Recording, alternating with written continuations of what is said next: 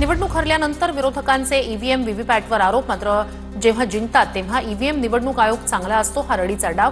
राज्य निवडणूक आयोगाच्या निर्णयानंतर एकनाथ शिंदे यांची प्रतिक्रिया. निवडणूक आयोगानं लाचशरम सोडली, व्हीव्हीपॅट बंद झाल्यामुळे मतदानाची चोरी होईल. व्हीव्हीपॅट बंद करण्याच्या निर्णयावरून काँग्रेस प्रदेशाध्यक्ष हर्षवर्धन सपकाळ यांची निवडणूक आयोगावर टीका. स्थानिक स्वराज्य संस्थांच्या निवडणुकांमध्ये व्हीव्हीपॅट नसेल हा निवडणूक आयोगाचा निर्णय नुसता तुघलकी नाही, तर निवडणूक प्रक्रियेच्या पारदर्शकतेवरच प्रश्नचिन्ह निर्माण करणारा आहे. सुषमा अंधारे यांची निवडणूक आयोगावर टीका. महादेवी हत्तीणीला परत आणण्यासंदर्भात मुख्यमंत्री फडणवीसांचा पुढाकार.